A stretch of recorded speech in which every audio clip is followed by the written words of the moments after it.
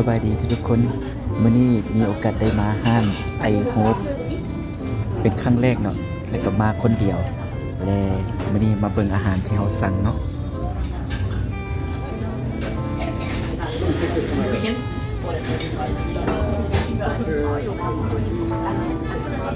อันนี้ก็เป็นสเต็กเนาะเป็นอาหารเช้าคอมโบ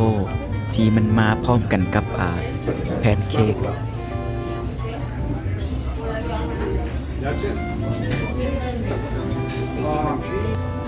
ครับพนักงานเพิ่นก็ต้อนรับดีแล้วก็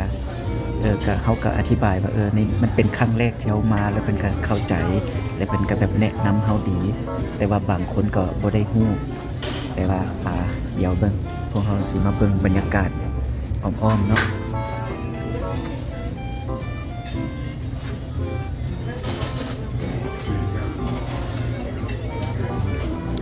ที่จริงสาขาตัวนี้มันเป็นสาขาใกล้ๆบ้านเฮาและเฮาก็คิดว่ามาใกล้บ้านดีกว่าส่วนว่าอันนี้เป็นไซรัปเป็นน้ำเสื่อมเนาะน้ำเสื่อมสำหรับใส่แพนเค้กมันก็มีสตรอเบอรี่บัตเตอร์และก็มีบลูเบอร์รี่แล้วก็มีแบบว่าตัวเป็นน้ำเสื่อมแบบธรรมดาสีน้ำตาลเนาะเดี๋ยวตอนนี้ก็สิเตรียมกินก่อน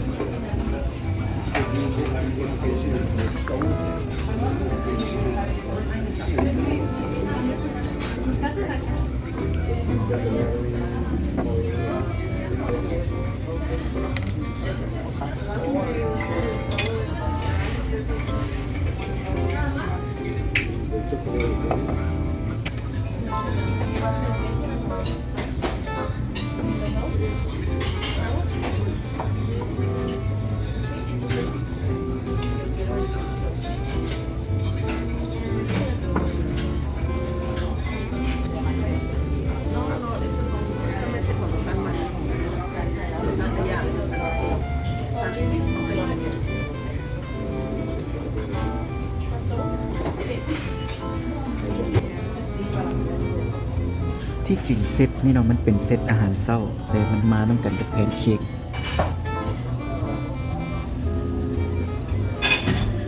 สิได้กินก่อน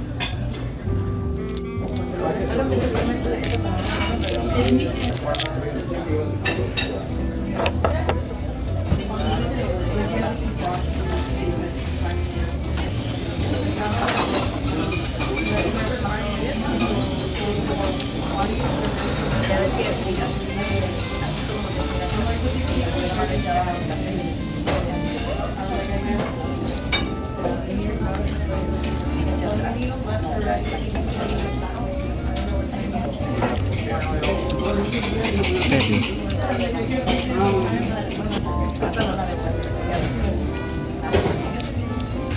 แต่ว่าเฮาสิท่าเบิ่งเนาะว่าราคามันเท่าไหร่เพราะว่าเห็นประมาณ16เหรียญหรือว่า17เหรียญอยู่นะปิ้งอยู่เมนูแต่ว่าออกมาแท้ๆยังบ่ฮู้ว่าเท่าไหร่มาบัดนี้ถึงเวลากินแพนเค้กแล้ว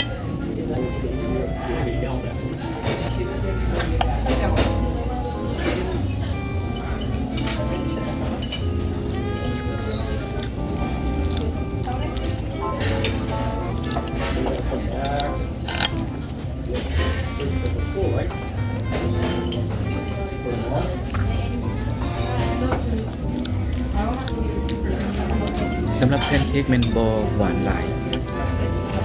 แบบบ่ได้เน้นความหวานแต่แบบมันก็คงความหอมอยู่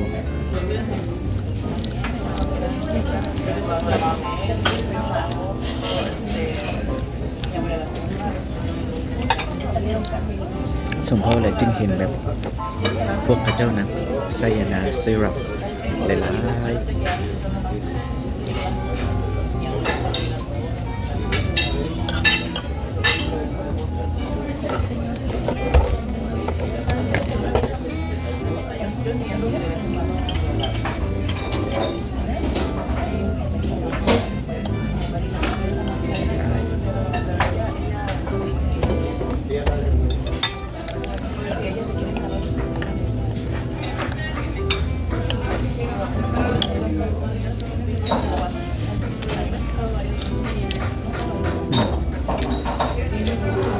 เอาใส่สลับเพื่อให้มันแซ่บให้มันหวานขึ้นตื่ม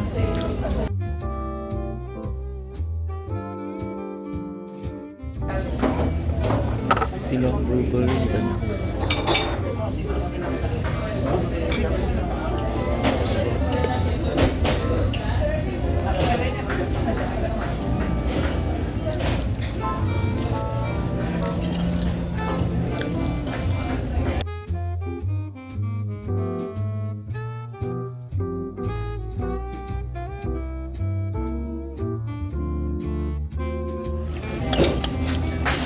จะมาสมมติว่าเรื่องราคาเนาะ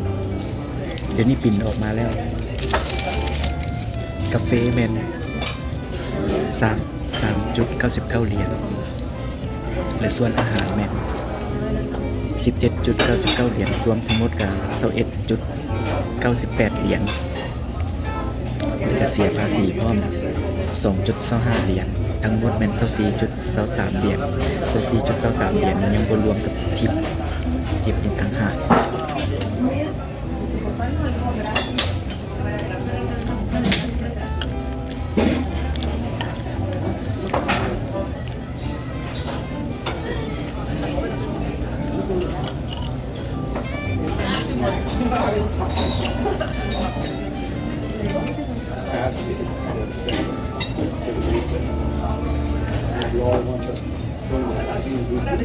ก็ถือว่า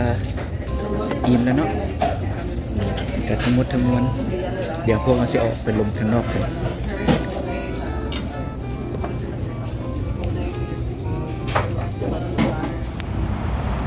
เอาออกมาแล้วเนาะตอนนี้กำลังสิไปนั่งอยู่ห้างสตาร์บัคแต่อยู่ใกล้ๆแถวนี้ถามว่าความรู้สึกเป็นยังไงหลังจากที่กินแล้ว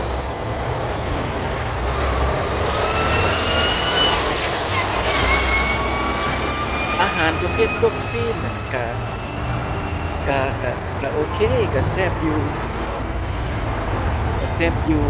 บ่แม่นว่าแซ่บหลายและส่วนว่าแพนเค้กเนาะแบบสำหรับเขาน่ะมันบ่ให้ถือเป็นอาหารเช้าซะแบบถือเป็นแนวคิดนี่ซื่อๆนะครับแต่ว่าคนอยู่นี่เขาก็เลือกที่จะบางคนก็เลือกเป็นกินเป็นอาหารเช้าเลยแต่ความหมายของเขาเนี่ยเขาถือว่าจัดเป็นของหวานบ่แม่นของเขาแบบว่าเป็นกินน้อยๆได้อยู่นะแต่ว่าให้กินอิ่มคือเป็นข้าวเลยมันกินบ่ได้และตอนเขากินแพนเค้กเนี่ยได้แต่ครึ่งมันมี3สั้น3แผ่นและเวลาเขากินได้ครึ่งนึงปุ๊บรู้สึกอิ่มแล้ว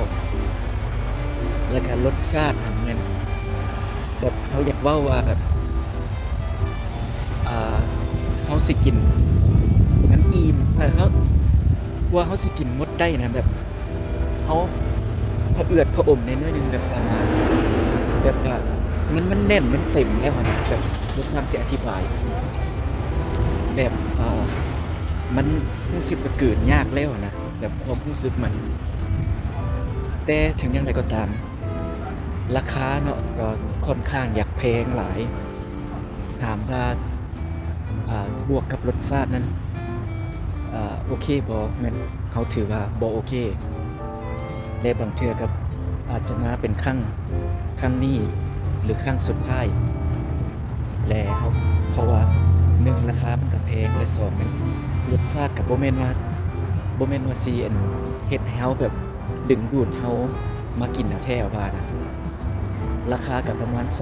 21จุดปลายหรือ24จุดปลายเหรียญบวกกับทิปพร้อมค่อนข้างอยากหลายเด้ค่อนข้างอยากหลายฉะนั้นถ้าผู้ใดที่แบบว่าอยากมาไอโฮปนะแนะนำว่าถ้าผู้ใดมักสไตล์นี้แท้ๆนะก็จึงมาแต่ถ้าว่าผู้ใดที่บ่มักเนาะเขาคิดว่าเอาเงินตัวนั้นไปกินพวกอาหารไทยอาหารลาวอาหารเวียดอาหารจีนยังสิมียังสิดีกว่ารสชาติก็ถึกปากกับคนลาวคนไทยและก็เขาเอิ้นว่าอิหยังก็เฮาก็สิได้รับสารอาหารธรรมชาติ จากจากอาหารสดนั่นดีกว่าหั่นน่ะกะก็บ่เป็นหยังเพราะว่าเป็นประสบการณ์ครั้งชีวิตก็ลองเบิ่งว่ามันสิเป็นแนวใดก็โอเคถามว่าราคาแพงกว่าแพงถ้าเทียบใส่กับรสชาติของอาหารแม่นบ่ค่อยบ่คุ้มเนาะแต่ถ้าว่าราคาถูกนี่แม่นโอเคอ่ะเหมือนสิได้เข้าไป Starbucks ก่อน